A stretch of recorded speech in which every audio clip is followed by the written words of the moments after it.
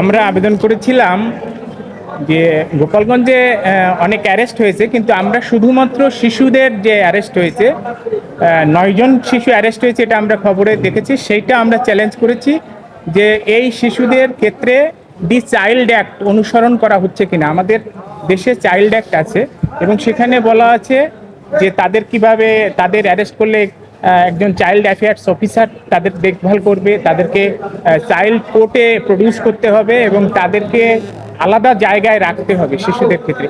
সেইগুলো কেন অনুসরণ করা হচ্ছে না, এটা আমরা চ্যালেঞ্জ করেছিলাম। সেই চ্যালেঞ্জের পরিপ্রেক্ষিতে মহামান্য হাইকোর্ট বেঞ্চের দ্বৈত বেঞ্চ সদয় হয়ে আমাদেরকে রুল নিশি জারি করেছেন এবং একটা ডাইরেকশন দিয়েছেন যে এই রেসপন্ডেন্টদের সকলকে একটা ডাইরেকশন দিয়েছেন যে একটা ইনকোয়ারি কমিটি করতে হবে এই শিশুদের বিষয়ে। শুধুমাত্র এটা কনসার্ন হচ্ছে শিশুদের বিষয়ে। এই শিশুদের বিষয়ে তাদের কি হচ্ছে, কি বিষয়টা কি, চাইল্ড অ্যাক্ট অনুসরণ করা হচ্ছে কিনা এবং তাদের বর্তমান পরিস্থিতি কি, সেটা ইনকোয়ারি করে এই কোর্টে আগামী 5 নভেম্বর সেই রিপোর্টটা দাখিল করতে হবে। এইটি হচ্ছে মূল অর্ডার। 5ই আগস্ট, 5ই নভেম্বর, 5ই নভেম্বর, 5ই নভেম্বর।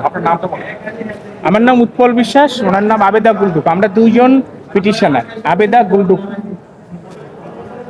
এটা অ্যানেক্স 4। অ্যানেক্স 4 কাজী জিনাত হক এবং আইনুল নাহার সিদ্দিকার সমন্বয়ে যে ডিভিশন বেঞ্চ, সেই কোর্টে আমাদের এই শুনানি করে। আচ্ছা, এটা রেসপন্ডেন্ট কারা? সবটুকু আমরা জানতে পারিনি, তবে একটি থানায় আমরা দেখলাম, একটি থানার একটা কপি আমরা পাচ্ছি গোপালগঞ্জ সদর, সেটাই 11 জন দেখা যাচ্ছে। আরো 5টি থানার খবর আমরা এখনো পাইনি। উল্লেখ করেছেন কয়জন? এখানে সংবাদপত্রে যেহেতু 9 জন আসছে, আমরা সেই 9 জনকে উল্লেখ করে রিটটা দাখিল করেছি, কিন্তু অ্যারেস্ট আরো বেশি হয়েছে। আমি আবেদা গুলডুক। আবেদা গুলডুক, আবেদা গুলডুক। স্বরাষ্ট্র মন্ত্রণালয়ের সবাই, গোপালগঞ্জের এসপি আছে, জেলাররা আছে, যাদের কাছে শিশুরা আছে, সবাই তারা ফান্ডিংস দিবে শিশু আইন অনুসরণ করা হচ্ছে কিনা।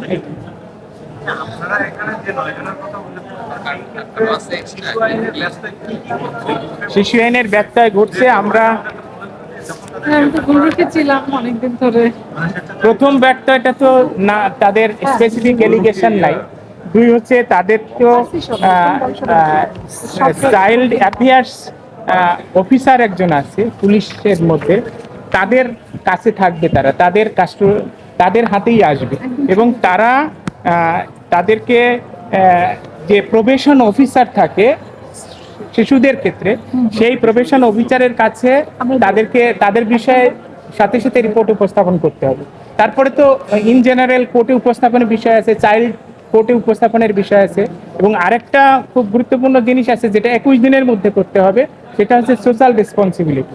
21 দিনের মধ্যে একটা রিপোর্ট দিতে হবে, ইনকোয়ারি রিপোর্ট। সেটা আমাদের 31 ধারায় আছে যে সোশ্যাল রেসপন্সিবিলিটি শিশুদের ক্ষেত্রে 21 দিনের মধ্যে একটা রিপোর্ট তৈরি করে কোর্টে উপস্থাপন করতে হবে। এগুলো তো অনুসরণ করা হচ্ছে না। এই কারণেই আমরা আজকে দেখেন 18 তারিখে একটা পাইলাম, আমরা কিছু ফরওয়ার্ডিং পাইলাম। আজকে তো 27 তারিখ, 10 দিন হয়ে গেছে অলরেডি। এগুলো নিয়ে তো কোনো রকম হচ্ছে না, প্রসিডিং হচ্ছে না যে শিশুদের ক্ষেত্রে যে সমস্ত নিয়ম কানুন আছে চাইল্ড অ্যাক্টে সেটা অনুসরণ করা। এইটাও তো আমরা এখন বলতে পারবো না। আমরা সেটা জানার জন্যই আসলে উদ্গ্রীব।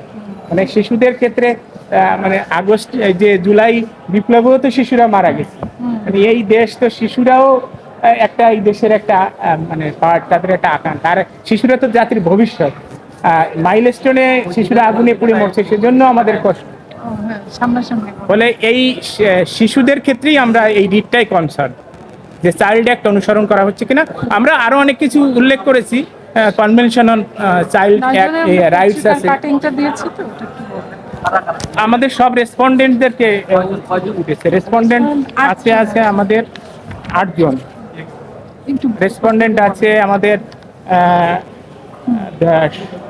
Ministry of home, ministry of নারী ও শিশু অ্যাফেয়ার্স আর ল মিনিস্ট্রি। আচ্ছা, রিপোর্ট কে দিবে?